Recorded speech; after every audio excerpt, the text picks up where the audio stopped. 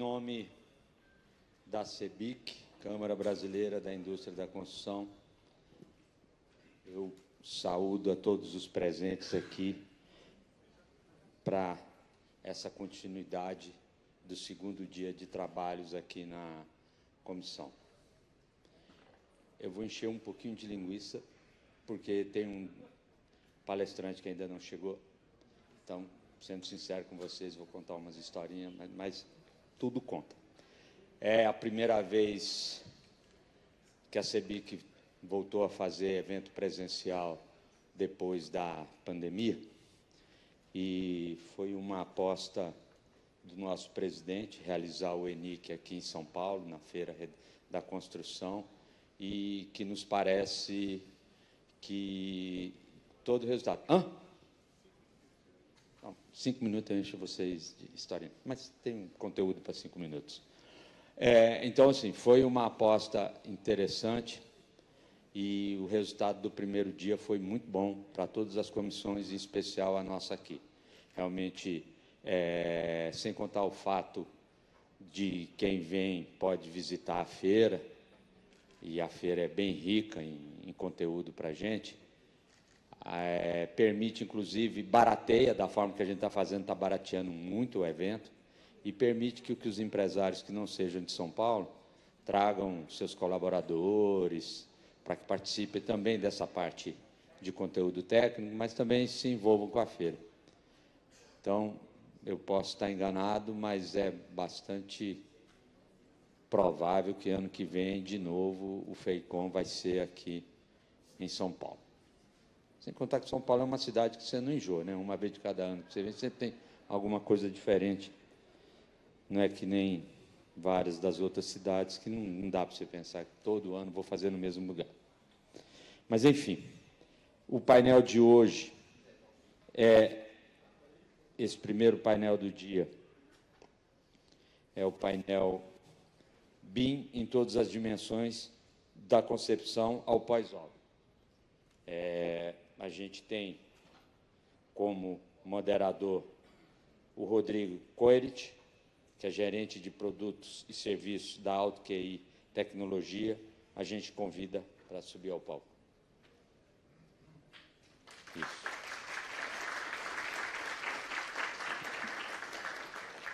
Parabéns, Rodrigo, porque os outros tudo eu pedia para bater palma, porque o pessoal recepcionava mudo. Mas você conseguiu, inclusive, esse intento. Parabéns. A Juliana Paiola, que é especialista em BIM pelo Serviço Nacional de Aprendizagem e Indústria da Construção, Senai, Paraná. Tudo bem, amiga?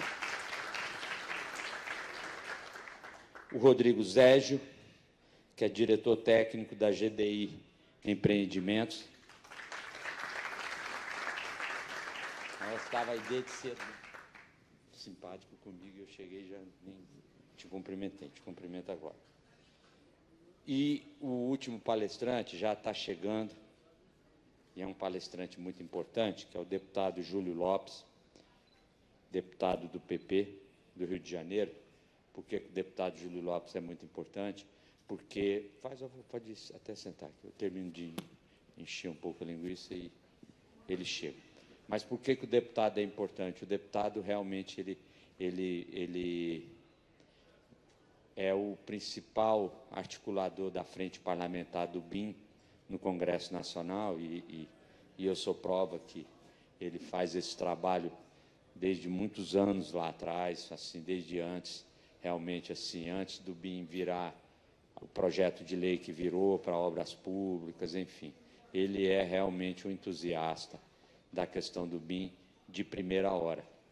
E teve um hiato aí de 4 anos, por conta de ele não teve a reeleição, mas agora ele voltou e nos parece que voltou bastante atuante nessa questão. Então, é muito bom um trabalho como esse do BIM, a gente ter o apoio legislativo de uma pessoa da importância, uma pessoa que conhece a questão da inovação. Então, o deputado Júlio Lopes já está a caminho. E aí, Rodrigo, você fica à vontade para começar a moderação. E quando ele chegar, por favor, faça suas palavras as minhas, no sentido de dar boas-vindas ao deputado. Boa tarde a todos. Cumprimento a todos aqui, em especial, em seu nome, Dionísio, agradeço a CEBIC pelo espaço, parabenizo a CEBIC pelo evento. ENIC, este é nada mais, nada menos que o 96º. Então, a gente não precisa falar muito mais sobre a importância que o ENIC tem para a história, para a discussão, para todo o cenário da construção civil no Brasil. Sem muitas delongas, os nossos convidados de hoje, e à espera do deputado Júlio Lopes, vou passar a palavra logo para a gente falar sobre o BIM, a evolução do BIM, do 3D ao 7D, pensando no ciclo de vida do empreendimento. Então, o que a gente quer debater hoje, qual é a mensagem que a gente espera que vocês saiam daqui hoje com essa mensagem muito clara. Nós já temos visto o BIM sendo aplicado na fase de projeto. Há tecnologia, há processo, a gente tem visto cases do projeto BIM ocorrendo, mas, depois do projeto, eu costumo dizer que o BIM morre quando ele vai para a obra. E esse é um grande desafio, porque se a gente quer fazer transformação digital da construção civil, nós temos que levar o BIM para todo o ciclo de vida. É justamente o tema desse painel, do 3D ao 7D. Ou seja, nós passamos pelo projeto, pela execução e pela manutenção. Então, o que a gente vai debater aqui, e é um amplo debate, a gente vai começar uma discussão, qual poderia ser a porta de entrada para a gente quebrar essa realidade de que o BIM para no projeto e não está chegando na fase de construção. É sobre isso que a gente vai falar hoje. Temos o Rodrigo e a Juliana, que vão nos ajudar com situações reais de projeto, e eu logo passo a palavra para eles. Rodrigo, seja muito bem-vindo, fique à vontade, sentado, de pé, como você quiser. Obrigado, Rodrigo. Boa tarde a todos. Queria também agradecer o convite aí que a gente recebeu do CEBIC, né? Eu tive a oportunidade de a minha empresa participar de um projeto piloto, onde a gente fez uma implementação do BIM, e aí a ideia é a gente apresentar aqui para vocês um pouco da experiência, o que a gente fez aí, como é que a coisa evoluiu nos últimos anos, né? E o que a gente espera aí daqui para frente, né? Então, desculpa. Tá legal. O edifício que a gente está falando é esse aí da foto, Live 2460, fica em Florianópolis, né, Santa Catarina, tá? Ele está em fase inicial de construção agora. Foi todo projetado em BIM. E aí, passar sua localização, próximo do mar, ele tem uma vista bonita do mar, ele está próximo ao eixo da SC 401, onde estão as grandes empresas de tecnologia em Santa Catarina, né? É um bairro importante, vamos dizer assim, na cidade, residencial. E aí, por fim, eu acho que a concentração do tema está em cima desse slide, né? Tá? O avanço das tecnologias disponíveis nos últimos anos, né? Então, o que eu tenho percebido a partir de 2010, onde eu comecei a me dedicar mais ao assunto do estudo, realmente, dos projetos, e o impacto que isso tinha no nosso negócio, né, como construtora, é que assim a gente evoluiu de modelos 3D isolados. Então a gente tinha lá basicamente de 2010 a 2020 a gente trabalhava com projetistas que já trabalhavam em BIM, já nos forneciam um quantitativo de material, um material rico do seu projeto, da sua disciplina em específica, mas com pouquíssima integração, né? A partir de 2020, em plena pandemia, né, da Covid-19, a gente teve que se adaptar aí a algumas mudanças, e eu pude participar de um evento digital que foi promovido pela AutoQI. Foi o lançamento de 2 produtos da AutoQI, o Visus e o QI Cloud, que traziam justamente essa inovação, que era mais uma dimensão para o BIM, no sentido do orçamento e planejamento, né? Mais 2 dimensões, no caso, né? A serem aplicadas com essa nova tecnologia, que era o Visus, e a parte que era crucial, no meu ver, que era a integração entre os projetistas, você ter realmente um ambiente comum de dados, a comunicação através de notas BCF, isso tudo eu visualizei que mudaria bastante dali para frente o fluxo de trabalho, né? Tá? Então, a gente começou o desenvolvimento do projeto do LIVE mais ou menos nessa época, e aí eu consegui convencer os meus sócios que ou a gente embarcava no BIM, ou a gente ia ficar para trás, realmente, né? Tá? Então, o LIVE foi totalmente desenvolvido, os modelos, a gente montou um grupo de projetistas que já estavam acostumados a trabalhar com ferramentas de desenvolvimento de projetos em BIM. Como o Rodrigo falou, eu acho que essas ferramentas elas já estavam nesse tempo bem consolidadas, não tinha até ali nenhuma inovação, mas a grande inovação que a gente enxergava era a integração desses modelos a partir de 2020. O fato de você poder trazer para a sua disciplina lá, importar o IFC das outras disciplinas e aí sim trabalhar de forma conjunta. Junto com isso, eu acho que a maior inovação a gente percebeu através da elaboração dos orçamentos de forma mais automatizada, né? Usando aí a ferramenta do Visus, né? Que foi a partir desse lançamento que a gente conheceu e se dedicou a estudar e implementar. E aí a implementação disso realmente ela nos deu um novo norte no sentido de como desenvolver os projetos. Então, a orientação agora ela estava realmente focada no custo, focada na precificação do negócio e tudo que a gente podia fazer em termos de projeto para poder chegar numa solução de custo ótimo, né? Tá? Então, o projeto foi muito bem sucedido, a gente está agora numa fase inicial de construção, estamos terminando a fase de fundação, né? Tudo bem organizado, tudo bem montado para a gente poder ter bom sucesso agora na execução.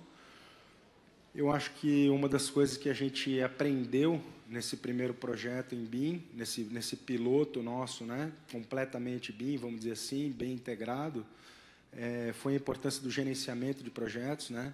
Muda muito a forma de como fazer o projeto.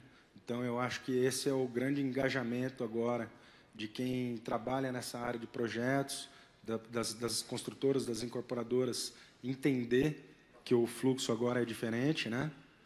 E aí a implementação disso na ordem certa, entre você fazer um projeto básico, ter todas as definições no nível de projeto básico, poder orçar, simular, para entender se esse seu projeto básico está seguindo na melhor direção econômica, vamos dizer assim, né, em termos de orçamento. Então, essa possibilidade de você não avançar muito na definição técnica sem estar enxergando quanto aquilo vai custar. Eu acho que esse é o grande drive aí que a gente está vendo, né, com a implementação dessa nova forma de como desenvolver os projetos, olhando para o custo, olhando para o orçamento, né? É a maneira como a gente vai ter que se adaptar e vai ter que trabalhar aí para os próximos anos. O que a gente percebeu com esse projeto piloto também, do LIVE, é que esse conhecimento ele vai se dar em camadas, né? A gente precisa de projetistas que saibam trabalhar em BIM, agora a gente precisa de projetistas que saibam trabalhar dentro desse fluxo integrado, a gente precisa ter melhores definições em projeto básico, para daí sim avançar para as próximas etapas, então, para evitar retrabalho. Eu acho que esse é o grande aprendizado que a gente teve com o LIVE, né? Tá? Eu acho que era isso. Da minha parte, né, da minha experiência aqui, depois eu fico aberto a perguntas aí, né? Vou passar a palavra para a Juliana. Obrigado, Rodrigo. Já vamos pensando nas perguntas que a gente pode fazer, porque o Rodrigo é o empreendedor. Então, é sobre isso, né? Como que um empreendedor consegue tirar benefícios do BIM? E esse foi um pouco da história que ele nos contou. Antes só de eu passar a palavra para a Juliana, né? Quero apresentar aqui o deputado Júlio Lopes, que nos honra com a sua presença.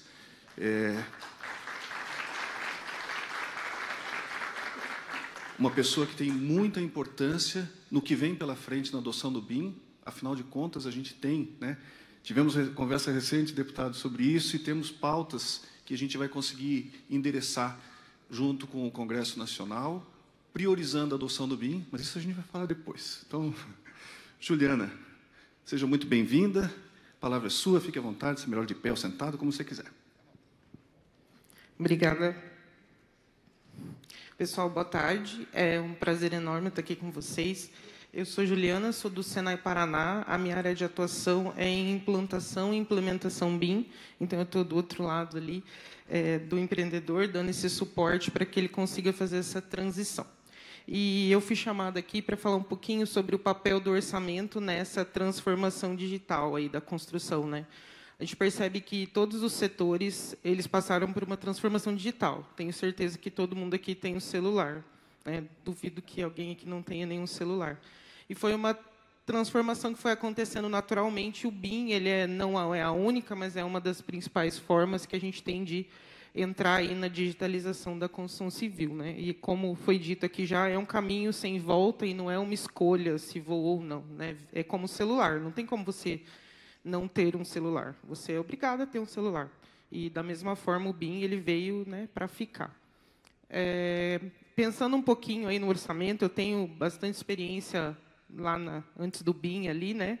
Não vou falar quanto tempo eu estou formada, mas eu fiz muito orçamento na mão, sabe?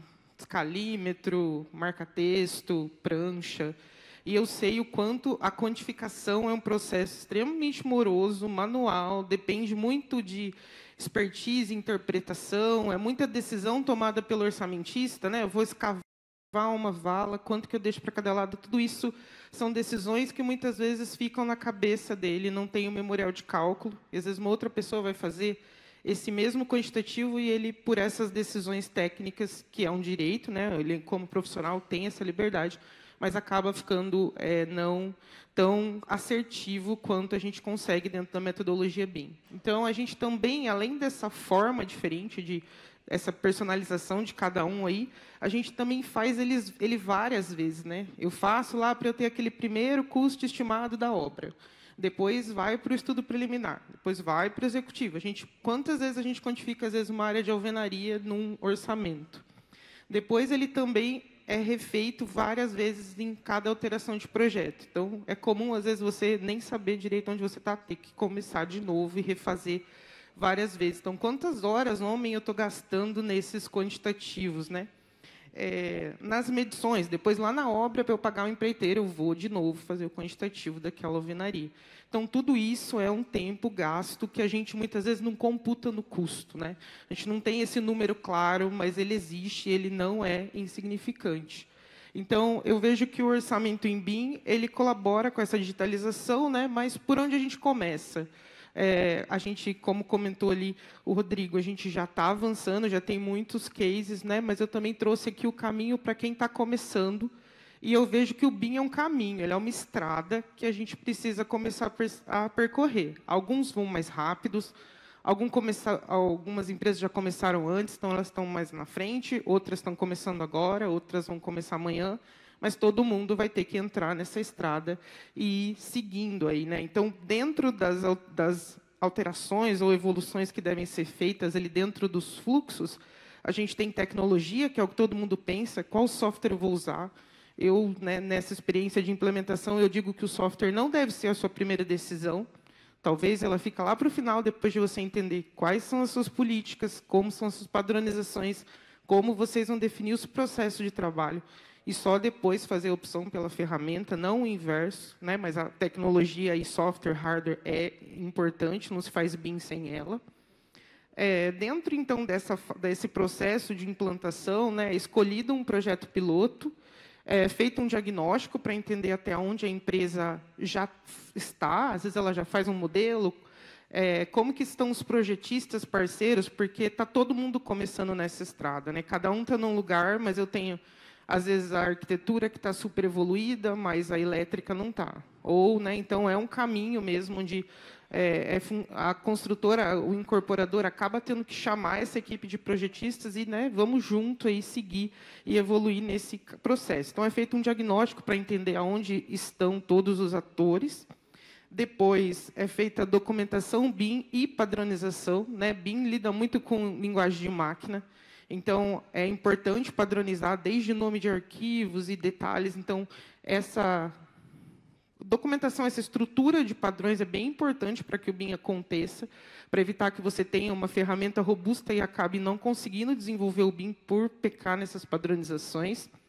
E depois a gente pode fazer as provas de conceito, aí, né, respeitando as fases aí do ciclo de vida. Eu posso, começando aí por uma POC de projeto, depois POC de obra, POC de pós-obra, né? Então, fazendo o recorte aí do orçamento, que está dentro ali da POC de projeto, a gente vai discutir lá no diagnóstico quais são os usos que se quer desse projeto, né? Como case aqui, o uso era fazer documentação 2D, fazer extração de quantitativos, compatibilização e orçamentação em BIM, estimativa de custos. Então, todos os modelos vão ser desenvolvidos em função do uso escolhido para aquela obra. Pode ser que uma outra situação os usos sejam diferentes. Então, dentro ali dessas opções, né, que eu acabei de comentar, a gente faz um recorte aqui da estimativa de custo ou orçamento aí, 5D, dependendo da linguagem. Então, dentro aí da estimativa de custo, o que eu vejo como um ganho bem importante no BIM, né? Há bastante trabalho na primeira padronização, né? Eu brinco que nenhum software tem um botão extrair quantitativo. E você clica e sai todos os quantitativos. Para que aquilo aconteça de forma automatizada, é importante estar tudo padronizado, relacionado, e, né, que os links estejam corretos para da onde dentro ali das informações do modelo essas informações vão ser extraídas. Então, se eu estou pegando uma área de planta, uma área de vista, isso tudo tem que ser padronizado e, né, não vou mentir, exige um trabalho. Mas qual que é o ganho disso? Feito isso uma vez, você tem as alterações de projeto, as modificações, seja lá porque o projeto está evoluindo, seja porque você está tendo alterações, e aí eu consigo, né, ir avançando nas revisões de projeto, e essa automatização, uma vez feita, ela vai atualizando esses quantitativos de uma forma muito mais rápida. Então, se a consultora fosse fazer uma análise, se eu aumentar ou diminuir 20 centímetros do pé direito do meu tipo, quanto que isso custa para mim? Se a gente for pensar no orçamento manual, isso vai dar um trabalho. Né? Com as automatizações de BIM, fazer essa análise ela fica muito mais simples depois de ter feito essa padronização inicial. Estou tomando uma bronca ali, que eu gosto de falar. Então, a gente pode evoluir essas revisões, né, até que eu consiga evoluir o projeto, tanto em alterações quanto em maturidade. Então, o que eu daria de conselhos? Né? Inicie com simplicidade, escolha um projeto que não seja o mais difícil, né? O projeto que ele mostrou é simples, porque daí você tem a possibilidade de testar tudo, mas sem precisar ficar repetindo muito o processo. Modelos BIM são confiáveis desde que o modelo seja bom, então não dá para tirar quantitativos corretos de modelos ruins. A automação começa com padronização, né, que eu comentei, permite a rastreabilidade de quantitativos, então eu clico ali no elemento, na linha ali que está me dando aquele quantitativo de alvenaria, e o software destaca ali, eu sei exatamente de onde está saindo aquele quantitativo e quais foram os memoriais de cálculo que eu usei ali. Fica tudo constando, né, nas ferramentas, e eu consigo entender o que o orçamentista decidiu. O modelo BIM ele não substitui a função do orçamentista, todas as decisões, análises, qual composição vai ser usada, tudo isso continua, né, ele só fica com essa facilidade de rastreabilidade dos quantitativos. E aí, como eu comentei, a facilidade de atualizar o orçamento. E, por fim, eu digo, né, que eu comentei ali, que o BIM é um caminho, alguns começaram ontem, outros vão começar hoje, outros vão começar amanhã, mas todos nós vamos ter que percorrer aí esse caminho, não tem muito escolha. Então, a gente convida vocês, né, para começarem esse caminho com a gente. Era isso. Obrigada. Muito obrigado, Juliana. a gente vê que o orçamento é indiscutivelmente a porta de entrada para os empreendimentos. Eu vou falar um pouquinho também, vou apresentar para vocês aqui, partindo dessa ideia do que é orçamento, vou tentar levar a gente, nos minutinhos, ao futuro. Vamos imaginar quanta coisa a gente pode fazer a partir do domínio dessa informação, e é sobre isso que eu vou falar rapidamente aqui para vocês, para, em seguida, a gente ouvir o deputado Júlio Lopes e partimos para o debate. Isso aqui era o que eu dizia sobre digitalização, sobre modelagem. Modelagem é algo já bem resolvido, a gente não tem maiores dificuldades de extrair a modelagem. Mas o mercado ainda está trabalhando com orçamentos dessa forma, ou seja, a gente ainda traz, o grande mercado traz para o Excel a produção dos orçamentos, e é aqui que eu digo que o BIM morre, porque eu tinha um modelo 3D, eu não continuo alimentando esse modelo. E aí, isso, né, quando a gente vê, né, o ciclo de construção, da pré-construção, da construção pós-obra, quando a gente olha para a cadeia de suprimentos, todos os agentes que fazem parte desse ecossistema, gestão e controle, serviços financeiros, educação e desenvolvimento profissional, quer dizer, isso é a cadeia da construção civil, é que a gente vê que o BIM está restrito ainda na fase de projeto. Este é o desafio. Isto é o que a gente precisa endereçar como problema e avançar. Então, como é que a gente vai... o que a gente vem defendendo, né? A fase de projeto, ela precisa efetivamente se conectar, ida e volta com a fase de construção, e depois, num próximo passo, a gente vai para a operação e manutenção. Isso significa transformar a gestão do empreendimento numa gestão digital do empreendimento. E essa é a palavra que a gente tem que destacar. Nós precisamos fazer com que a cadeia da construção se mova na direção de uma gestão digital, e para fazer isso, nós temos que mudar o ciclo. A Juliana foi muito clara quando ela falou da mudança de processo, o Rodrigo também. O BIM exige uma certa mudança de processo. E para a gente avançar na gestão digital, o empreendimento passa a ser o centro. E eu vou fazer esse exercício com vocês agora de como que o empreendimento, ao se tornar o centro, a gente tem ganhos imensos nesse sentido. E a gente vai, por fim, né, essa é a nossa visão, entender que o empreendimento se tornará um empreendimento vivo. Então, nessa visão de gestão digital, o empreendimento, desde o princípio, desde o primeiro momento que eu estou concebendo o empreendimento, ele já é digital, ele já está conectado, ele vira um hub, da onde todas as informações vão se conectando ponto a ponto. Então, os projetos já nascem, né, integrados dentro desse hub. Esses projetos, o Rodrigo citou que ele teve que mudar o fluxo de projeto, então tem que ser feita toda uma reengenharia de como se fazer o fluxo de projeto. E como checar que as informações que são modeladas são suficientes, isso a Juliana também falou, se eu tenho um nível de informação suficiente para isso. E isso coordenado de uma forma que a gente consiga evitar o retrabalho. Hoje, fazer projetos dá trabalho.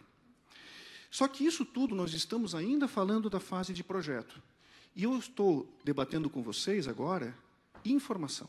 Então, se a gente fosse pensar quanto que a gente pode subir o nível de informação a partir desse ponto, né? Porque até aqui nós temos a informação, deixa eu ver se tem laser aqui.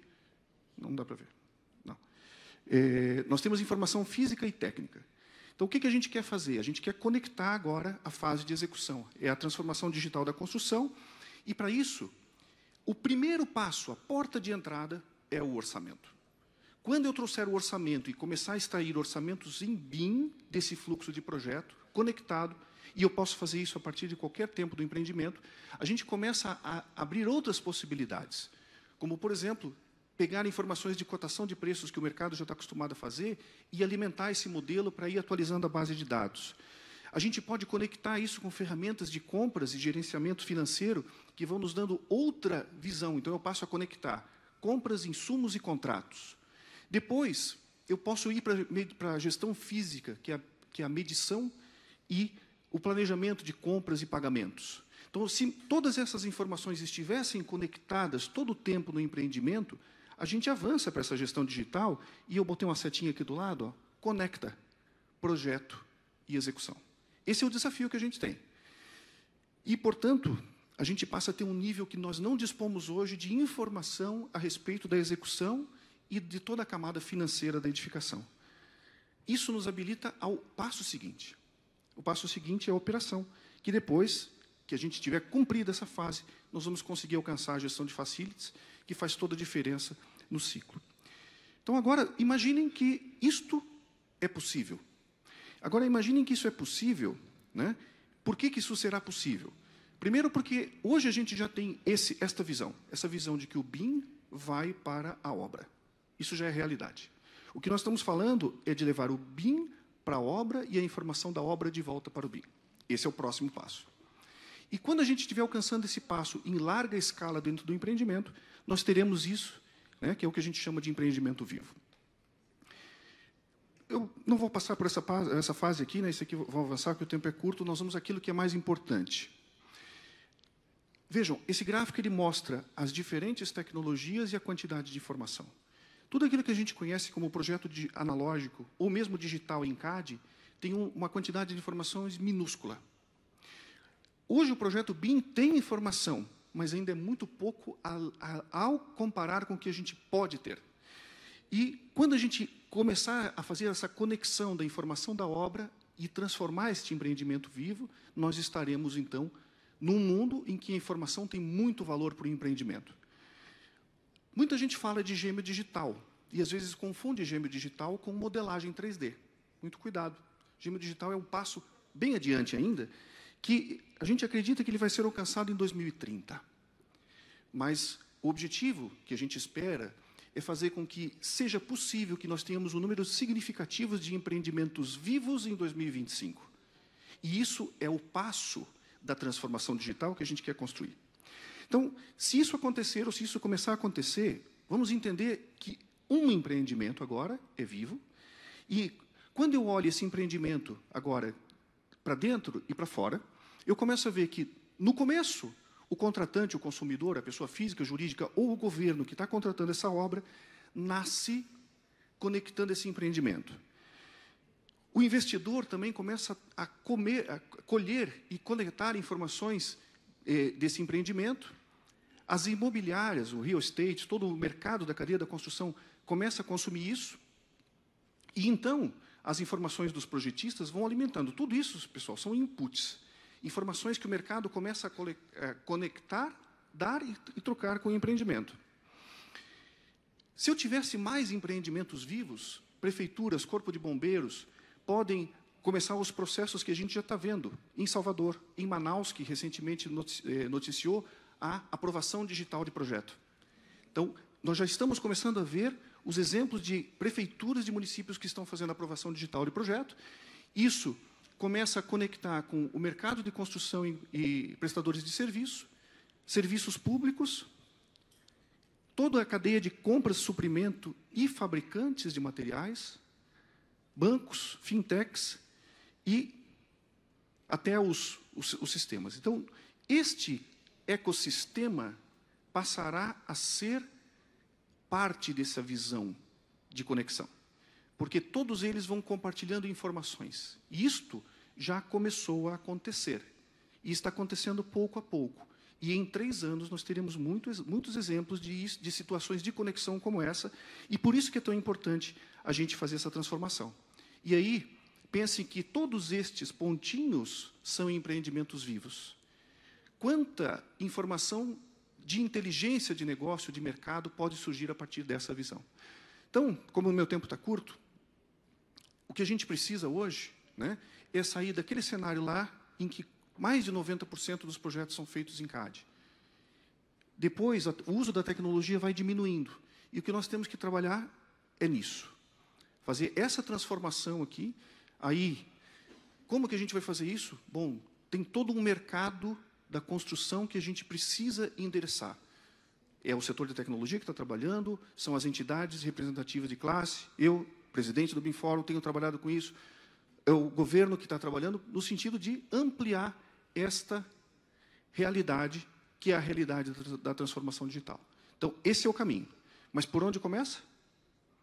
Pelo orçamento. Essa é a nossa porta de entrada. Então, para que essa transformação aconteça, os orçamentos, os contratantes precisam fazer orçamentos em BIM. É isto. Agora...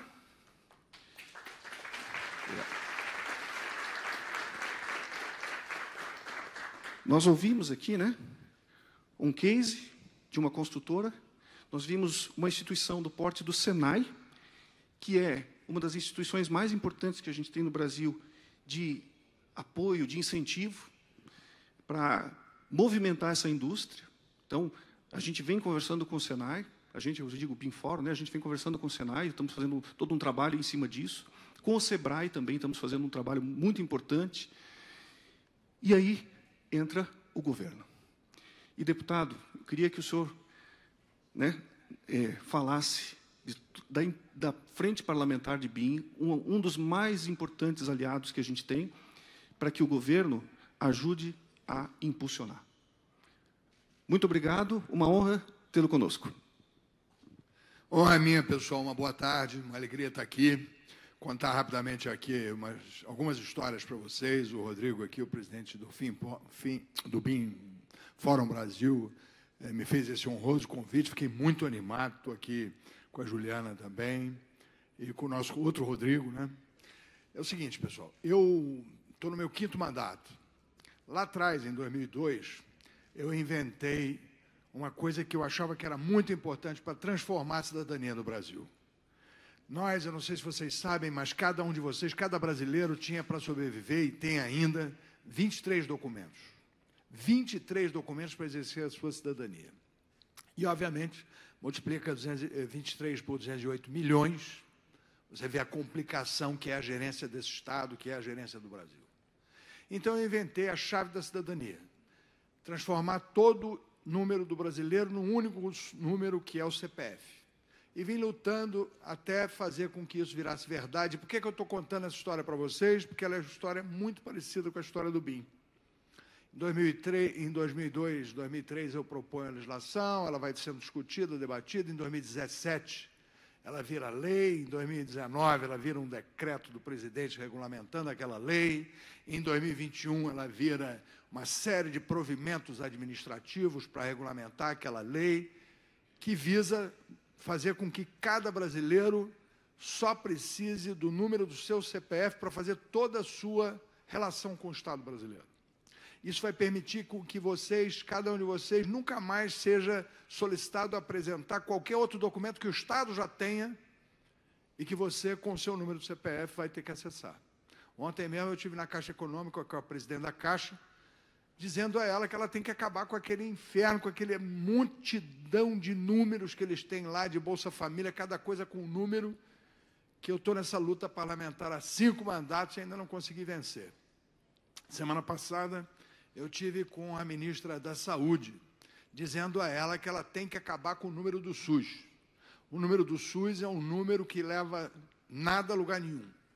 Ele é um número absolutamente anacrônico, burro, sem série, sem nenhuma referência de monitoramento, de controle, de evidência científica, de que possa prestar qualquer contribuição. E a ministra dizendo para mim que ainda era difícil acabar com o número do NIS. E aí eu estava com uma colega minha, que trabalha comigo, a Carol, ela teve um neném, agora 8 meses atrás. E como ela teve um neném 8 meses, na nossa lei, quando eu criei a lei do CPF, eu disse que cada brasileiro, ao nascer, tinha que receber um CPF na maternidade. E assim é feito no Brasil hoje. Cada brasileiro que nasce recebe o CPF na maternidade. E esse CPF vai durar até ele morrer. Para quê?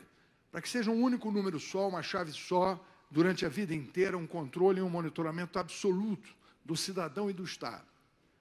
E aí esse número, sim, é um número de referência, porque ele vai endereçar a saúde brasileira a um cidadão que está sendo atendido em um determinado local, e ele vai juntar a anamnese médica naquele CPF, e ele vai fazer ainda mais do que isso, ele vai relacionar CPFs.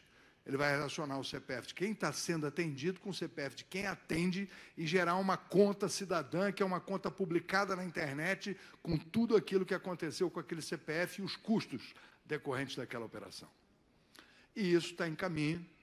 Eu tive, há uns 20 dias atrás, com o ministro Bruno Dantas, no TCU, que é o órgão de controle da União, um órgão assessor do Parlamento para controle da União, e ele deverá exarar uma medida determinando que todos os ministérios, que todas as entidades públicas, que todos os bancos usem exclusivamente o CPF, e aí, por consequência, vamos acabar com o número do SUS e ter somente o CPF como chave da nossa cidadania, tratando exclusivamente dele para qualquer acesso, para qualquer informação, para qualquer benefício. Essa semana tive, quem depois puder e quiser acessar a minha página, tive com o ministro Lupe, que é o ministro da Previdência, falando com ele sobre essa luta, Rodrigo. E o ministro entusiasticamente disse: deputado, o senhor tem toda a razão, eu ainda esse mês vou acabar com qualquer outro número do INSS, da Previdência Social, que não seja o número do CPF. E aí eu aproveitei e disse a ele o seguinte: ministro, então eu estou vindo aqui também com outra reclamação. As listas da perícia médica não acabam de aumentar e o brasileiro está esperando, em média, 60, 90 dias por uma perícia médica. Porque está aqui uma indicação legislativa minha, por que o senhor não usa a telemedicina e a teleperícia para fazer a perícia médica que na semana passada o Tribunal de Contas autorizou como legal? Ele disse: deputado, o senhor tem razão, vou fazer. E ele disse que na semana que vem, eu apresentei uma indicação legislativa com esse propósito, agora, essa semana, foi terça-feira, e na semana que vem, se Deus quiser, nós estaremos tomando a providência de começar o mutirão de perícia por teleperícia em todo o Brasil, imediatamente. Então, Rodrigo, eu estou contando porque isso é uma história análoga à história do BIM. Eu, no meu terceiro mandato, fui visitar o Exército para conhecer o comandante-geral do Exército. E ao ir ao quartel-general do Exército, que a gente chama em Brasília de Forte Apache, eu fui convidado a ir no Departamento de Engenharia Central do Exército Brasileiro. E lá eu me apaixonei perdidamente. Me apaixonei perdidamente porque descobri pela primeira vez o BIM e porque vi que aqueles engenheiros projetistas brasileiros tinham feito um software proprietário do Exército Brasileiro, que é extraordinário, que chama Opus. O Opus é um software de BIM desenvolvido pelo Exército Brasileiro, em que de Brasília o Exército Brasileiro monitora qualquer construção de um banheiro a uma superinstalação militar, ao centro onde vai ser construído agora o nosso reator multipropósito brasileiro e todas as instalações militares que estão sob controle do GSI e, obviamente, do Ministério do Exército. Dali, eles veem o subsolo dos quartéis, eles veem a geologia de cada área. E aí, eu, como eu sou do Rio, pedi para ver o Forte Copacabana e, imediatamente, não só pude passear por dentro do forte, mas também conhecer a geologia do Forte Copacabana e, assim, igualmente, do Forte de Niterói. Fiquei, então, maravilhado e disse: poxa, mas por que a gente não leva essa tecnologia para o controle, por exemplo, dos imóveis da União, né? Na área em que controla todos os imóveis da União?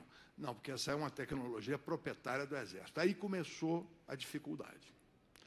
E aí eu disse: pô, mas então nós temos que trazer essa tecnologia de algum lugar. E aí eu fui, então, procurar como eu podia fazer para trazer a tecnologia do BIM de outro lugar que não fosse o Exército, porque eu até entendo que o Exército tivesse que ter questões de restrição para poder gerenciar. Mas o patrimônio da União precisa de uma gestão moderna, competente, eficiente, enfim. Fui, então, verifiquei que, em 2006, o BIM já era obrigatório na Inglaterra para contratações públicas. Em 2010, ele virou uma diretiva, uma normativa da Comunidade Europeia, tornando todas as contratações da Comunidade Europeia de execução obrigatórias em BIM. E aí, então, eu tomei a iniciativa de atualizar a legislação brasileira da 866, que é a Lei Brasileira de Contratos e Licitações Públicas, para nela inserir a obrigatoriedade do BIM.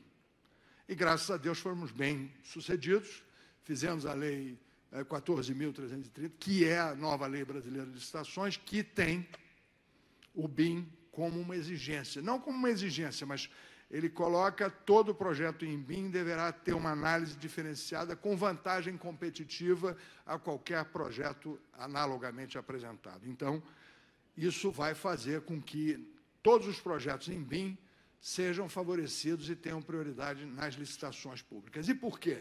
Exatamente porque o que o Rodrigo apresentou aqui, nós temos um orçamento muito mais confiável, um prazo muito mais confiável e, depois da execução, nós temos uma manutenção muito facilitada e de longo prazo, em função da especificidade, da especificação e de todo o controle que foi feito no projeto em BIM.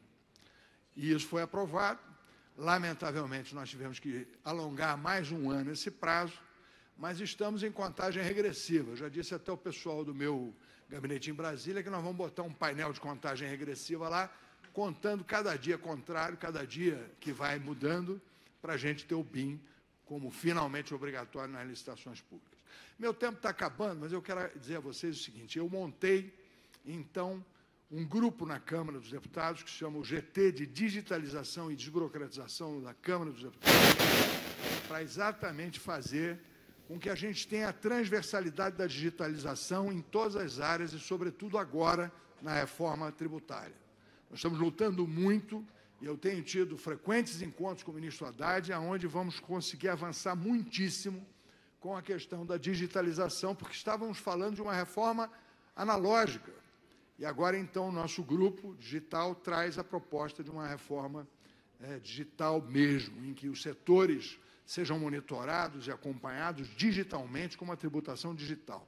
Tem um economista que eu sou muito ligado, que é o Zé Roberto Afonso, o pai da responsabilidade fiscal do Brasil, que ele diz o seguinte: se a gente pegasse a própria estrutura tributária brasileira e simplesmente digitalizássemos, a gente teria um exponencial de crescimento da base tributária e da arrecadação.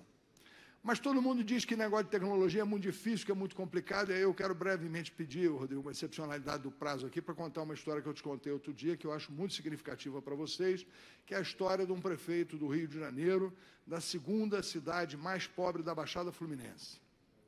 Esse rapaz não estudou até o 2º grau, ele só fez o 1º grau. Mas ele trabalhava como balconista numa loja de telefones. E ele começou a ter muito sucesso vendendo telefone, ele então começou a vender computador. E vendendo computador, ele começou a expandir as lojas, porque o rapaz que era dono da loja era um senhor, envelheceu, vendeu a loja para ele então foi expandindo, começou a ter várias lojas de computação, porque ele é genial. A gente chama dele do Steve Jobs da Baixada Fluminense. O nome dele é Jorge Miranda, ele é prefeito da cidade de Mesquita.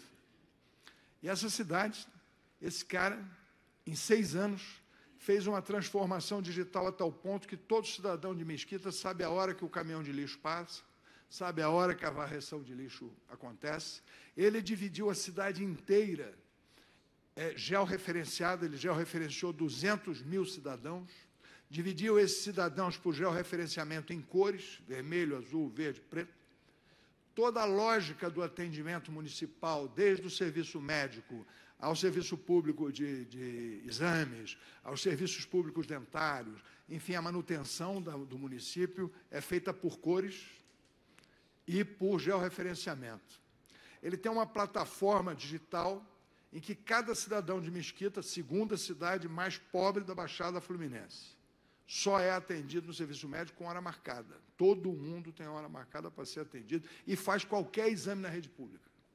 Porque tem um serviço de inteligência artificial que controla a despesa, que não permite abuso nem gastos excessivos. E aí ele foi avançando para tal ponto que o cidadão, como é que é o teu nome? Júlio, até meu xará. Júlio marcou uma hora lá, para ir lá tratar do dente, ou enfim, para fazer um exame qualquer que for. Se o Júlio marcar 2 vezes e não for, o prefeito liga para ele e diz: ô Júlio, você está atrapalhando um concidadão seu, um vizinho seu. Nós estamos disponibilizando o serviço público da cidade de Mesquita para você e você não está usando corretamente. Você precisa usar os serviços públicos da nossa cidade de forma correta para que a gente possa ter mais gente usando. Isso acontece no Brasil em 2023, na cidade de Mesquita. O sujeito sai na rua, pega um telefone celular e vê um monte de lixo, ele fotografa o lixo, tem uma plataforma e um aplicativo chamado Colab. O Colab calcula um monte de lixo, volumetriza aquilo, informa a área de conservação do município, informa a área de remanejamento do lixo, e automaticamente aquilo é feito e é informado ao cidadão que tirou a fotografia. No 2º município mais pobre do Rio de Janeiro. Então, é possível digitalizar, é possível transformar. Ele tem 16 mil alunos na rede pública, com tudo analógico, com tudo digital. Não há nada que seja analógico. Aí eu perguntei: mas prefeito, como é que o senhor conseguiu isso? Tanta gente humilde, aqui é um município enorme, com uma pobreza enorme. Disse: olha, tem sempre um parente, um tio, um sobrinho, alguém que sabe viver no mundo digital. E se não souber, a prefeitura digitaliza antes para entrar na rede já digital. Então, a gente assiste o cara para ele já entrar digital na rede. E aí fica tudo muito mais fácil. E o que isso tem a ver com o BIM? Muito engraçado que um dia o prefeito estava lá e deu 80 garotos, rapazes, meninas e rapazes, na área do departamento de tecnologia da prefeitura. 80. Todos graduados, todos com mestrado, todos, a garotada, não tem um com 30 anos lá. E aí ele estava sentado com esse meninado, eu virei e disse, o prefeito Show me mostrou um monte de coisa aqui. Mas e o BIM? Ele olhou para mim, é engraçado, porque é muito interessante essa cena. Ele estava sentado, ele olhou para cima, que porra é essa, deputado? Eu vou te dizer o que é o BIM. É isso. 3 meses depois eu voltei lá. Vejam bem, 3 meses depois eu voltei lá, já disse ao Rodrigo que eu quero levar ele lá e eu quero que o prefeito seja convidado para vir contar essa história aqui. Eu quero parabenizar o Zé Carlos, o Cidade pelo ENIC, o Diniz aí pelo convite, agradecer muito. Mas esse prefeito, em 3 meses, ele contratou uma equipe de BIM, ele hoje tem 26 obras sendo dinamicamente acompanhadas por fotogrametria, ele não levanta a bunda da cadeira e ele acompanha, os computadores calculam o desenvolvimento de todas as obras da prefeitura e ele fez isso em 90 dias. Toda a prefeitura de Mesquita hoje só contrata e só executa obras em BIM. Portanto, meus amigos, companheiros queridos, transformar é possível, fazer é possível, vamos em frente, o BIM vai ser uma realidade no Brasil. Muito obrigado.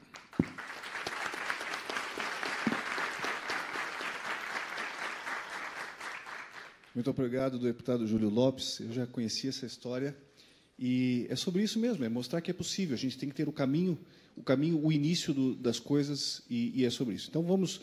eu queria espaço para perguntas. Eu acho que tem alguém aqui do ENIC que estava com o microfone na mão, está lá a senhorita. Quem quiser fazer perguntas, por favor, se puder levantar o braço. Acho que já temos uma ali. E quem for fazer a pergunta, por favor, só diga, né, de preferência para quem. Olá, tudo bom? Boa tarde a todos. Eu sou o Marcos Vinícius, sou da MM Engenharia, uma empresa de Goiânia, Goiás. E eu sou um entusiasta do BIM, desde a minha época de faculdade, de formada, há mais de 10 anos. E a minha pergunta era para a Juliana. Na verdade, correlaciona tudo. A minha empresa, a gente é focado na execução de obras públicas, licitações em geral. Então, a gente está no meio, que eu fiquei até muito feliz com a fala do deputado, que a gente pode esperar um desenvolvimento de tecnologia para obras públicas, mas a gente recebe hoje planilhas orçamentárias totalmente Excel e projetos, quando muito, em AutoCAD.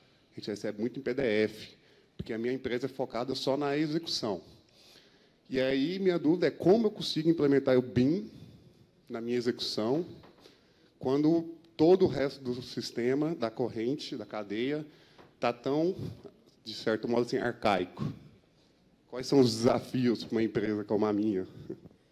Bem, como eu acho que está cada setor ou entidade em um momento, eu acho que isso vai acontecer por um certo período de tempo. Eu acho que, né, o BIM ele pode ser puxado, pode ser empurrado. Eu acho que as políticas públicas, elas, depois os demais complementam, as políticas públicas elas acabam tendo uma força muito maior, né, do que quando ela vem de baixo para cima, quando é você, fornecedor, ou projetista, consultora, que vai pedir para a prefeitura fazer em BIM. Então, o papel da política pública, nesse sentido, ele é primordial para que inverta-se isso e venha de cima para baixo, assim como os decretos, né? Começou no âmbito federal e ele está indo ali de cima para baixo. Então, eu entendo que é importante ir avançando, né? A gente já tem as sinalizações aí. Fiquei bem feliz com a contagem regressiva de 1 ano, né?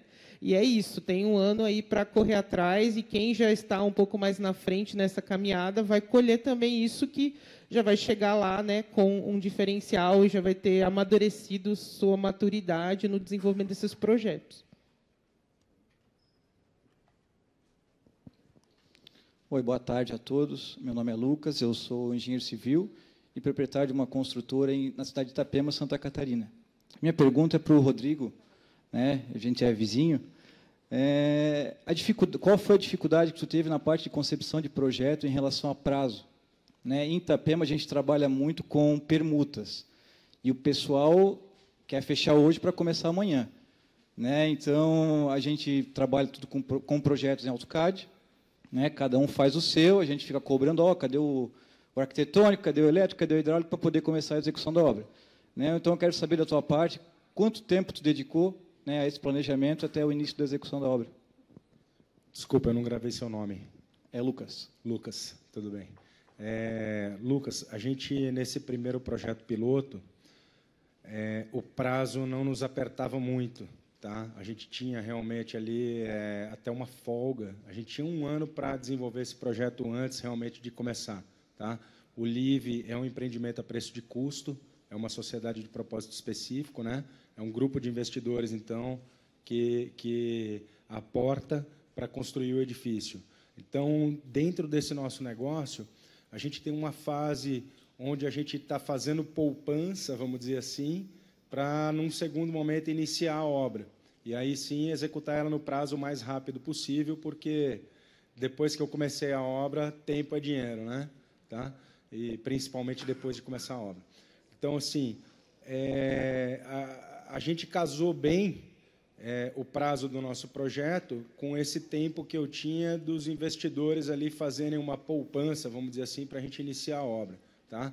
Mas a percepção que eu tenho é assim, como a Juliana falou, a tecnologia ela não tem volta. Então, assim, mais cedo ou mais tarde, todo mundo vai estar no BIM. O tempo ele é relativo ao seu aprendizado no sistema.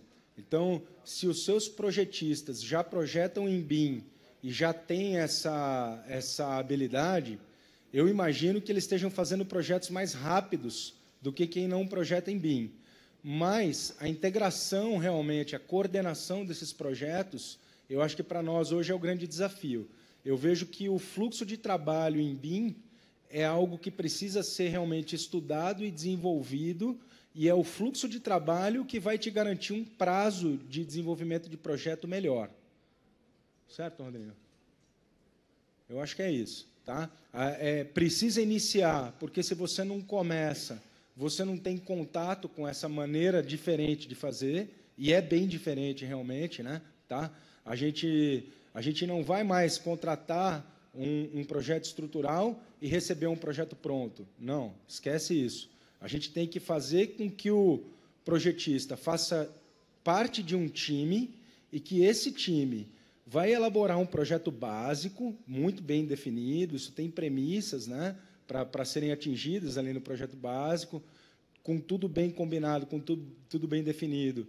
Isso evolui, né, para um projeto preliminar, que depois, por fim, mais detalhadamente, vai te dar lá o projeto executivo. O que a gente percebe é assim, né?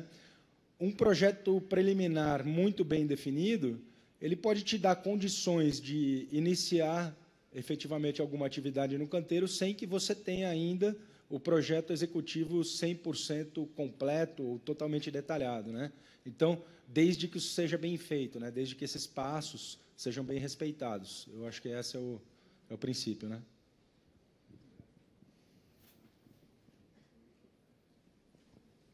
Eu sou o Caio, sou engenheiro civil, proprietário de uma incorporadora também de Goiânia.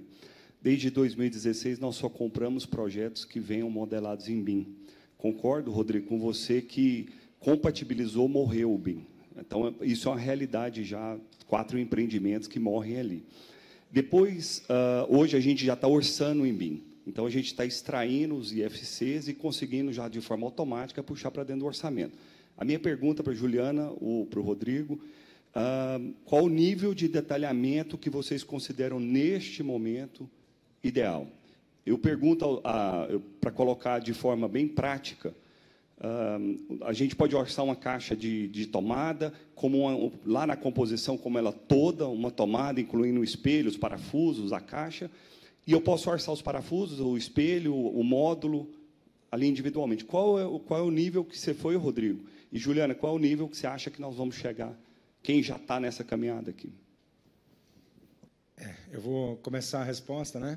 Eu acho que a gente vai ter, ao final, níveis diferentes de orçamento, né? Então, assim, como a Juliana falou, a modelagem, o nível de detalhamento da modelagem vai te resultar um nível de orçamento diferente, né? Então, assim, no meu entendimento, eu acho que a gente vai ter, quando eu termino o projeto básico, com aquele nível de informação do projeto básico, eu já deveria fazer um orçamento. E aí, esse orçamento vai ter que ser simplificado, ele vai ter que considerar que aquela tomada, já naquele conjunto lá que não está modelado, eu tenho que acrescentar itens não modelados, vamos dizer, como se fosse uma composição, né? E trabalhar com ele com a modelagem mais simples e com o orçamento que contempla, vamos dizer assim, uma composição para aquele nível de modelagem que eu estou, né? Então, isso é um pouquinho delicado, né? Porque você teria, na verdade, eu vou trazer para a minha realidade aqui, tá? A gente usa o Visus para fazer esse orçamento dinâmico, né, em BIM, né, tá? O que eu teria que ter, de fato, são configurações diferentes do Visus e arquivos diferentes para cada fase do projeto, né? E aí eu acho que uma das intenções que a gente tem é começar isso lá no estudo de massa. Então, eu fiz o estudo de massa, eu sei qual é a área que eu vou construir, ainda que seja a nível de orçamento preliminar, eu já ter isso automatizado. Eu já poder saber que eu vou fazer X metros quadrados de área privativa, eu vou ter área de garagem, que ela tem talvez um acabamento menor, e ali ela usa um coeficiente do cube abaixo. Então, assim, eu acho que são configurações diferentes no programa de orçamento para cada fase do projeto. Começando lá do estudo de massa seria o ideal, né? E aí, é claro, se o negócio for bem feito, esses orçamentos vão convergindo, né? Eles vão ficando realmente mais bem elaborados, mas tendem a convergir.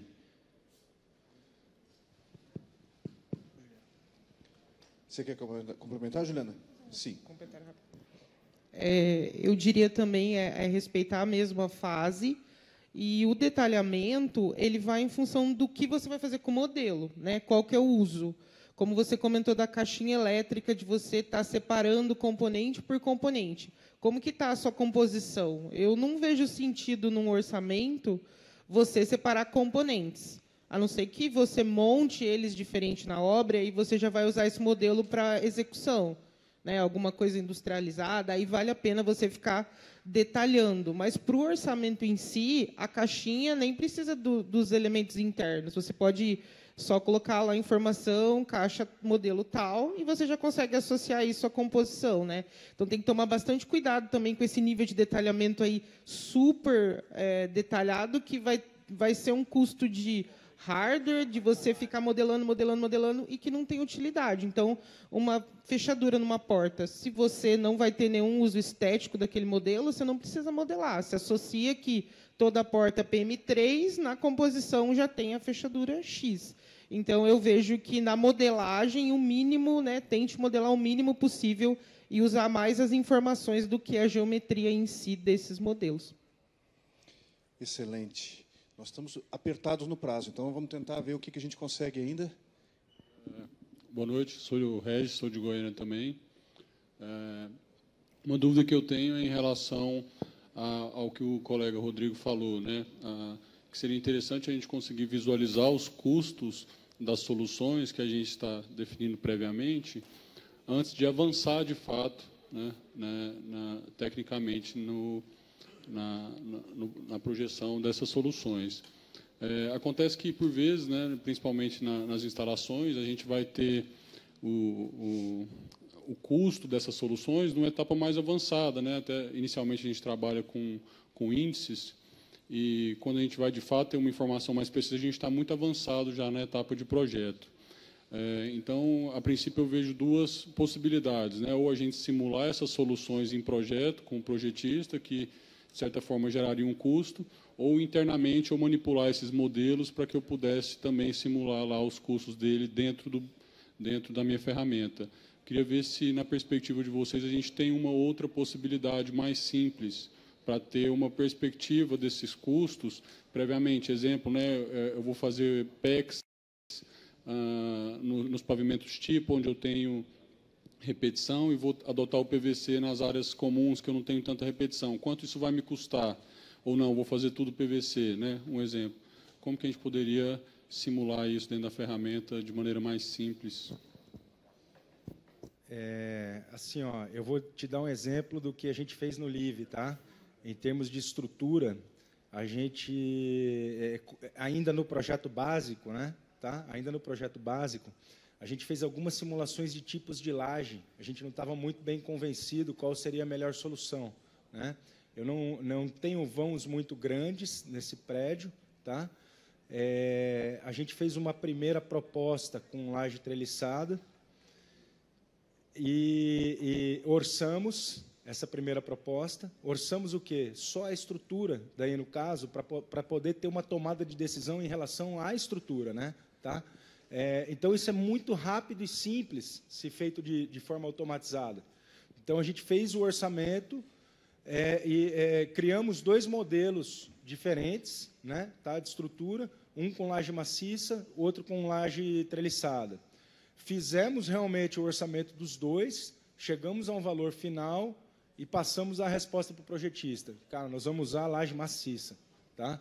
Aí, mais uma vez, né, o negócio não é tão direto, né, tem algumas rodadas. Né? O projetista, conforme eu estava conversando com a Juliana aqui um pouquinho antes do almoço, né, os projetistas vão ter que se acostumar que, assim, ó, como a gente está falando de BIM e a gente está trazendo muita decisão que às vezes era tomada lá na obra para a fase de planejamento, os projetistas vão ter que se acostumar que aquilo vai dar mais trabalho, de fato. Né? Eles vão ter ferramentas melhores, eles vão ter meios de automação para poder desenvolver as soluções, mas, assim, as soluções talvez elas vão ter que ser mais estudadas realmente do que elas eram antes. Antigamente, né, antes dos programas de cálculo estrutural até, no tempo da prancheta lá, o projetista projetava aquela estrutura e, na hora que ele começava a dimensionar, de fato, as peças, aquilo já não tinha muito mais volta, né? Só se alguma coisa desse muito errado. Né? Então, assim, na medida que a gente desenvolveu as ferramentas, a nossa capacidade de simular soluções, verificar o custo e voltar, ela é muito maior. Então, assim, eu acho que essa restrição do projetista, ela vai morrer ao longo do tempo, né? Entendeu? Ele vai entender que faz parte do trabalho de projetar, talvez não projetar com uma solução única, mas comparar custos de soluções diferentes. Então, eu acho que isso vai cada vez mais, como o Rodrigo falou, a partir do momento que a gente coloca o orçamento como pivô, como decisor realmente, para saber se aquele projeto é bom ou não, se está adequado ou não, eu acho que vai fazer parte cada vez mais do trabalho do projetista, olhar para o valor que ficou aquela solução e falar, cara, tecnicamente está ok, mas financeiramente não está ok. E aí o cara tem que voltar e simular e refazer isso, né? Tá? Muito bom. Vejam quantos exemplos a gente já ouviu de gestão digital, hein? Histórias contadas pelo deputado Júlio, as experiências do Rodrigo, o processo da Juliana, tudo isso é a mudança de mindset que a gente vai precisar fazer. Temos tempo para mais uma pergunta? Temos mais uma. Temos muitas perguntas e eu vou convidar, agradecer a todos vocês que estiveram aqui até agora. Quem não conseguir, a gente não conseguir responder as perguntas, espere um pouquinho, a gente vai para o lado de fora aqui da sala, né? Quem tiver interesse, e aí a Juliana, o Rodrigo, o deputado, podem nos ajudar. Tá? Então,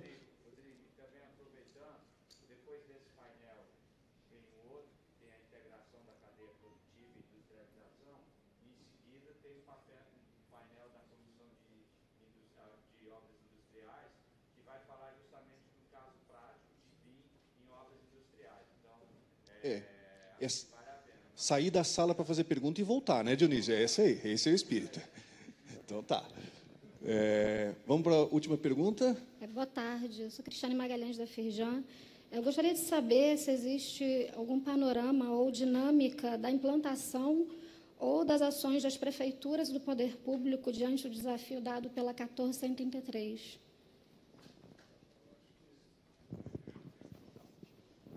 É só a questão do prazo mesmo, né? Eu acho que a gente está em contagem regressiva, já estamos aí com uma semana a menos, ou 10 dias a menos, portanto, 343 dias, né? 353, 343 dias, e assim vamos contar que as prefeituras terão que se adaptar a isso, né?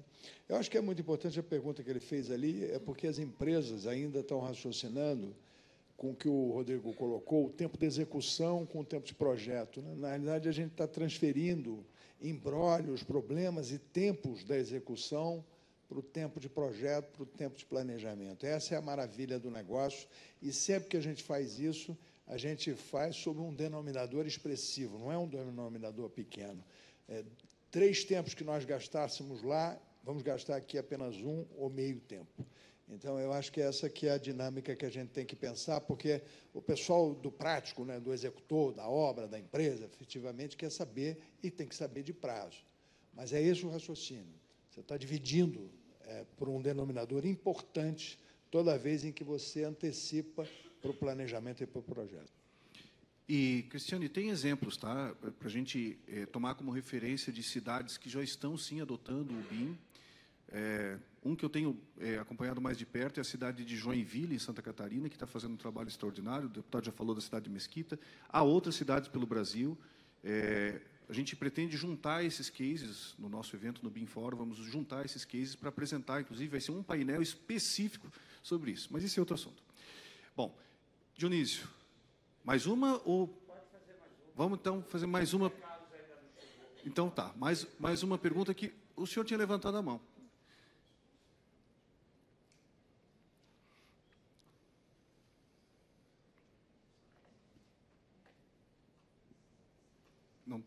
Não está ligado?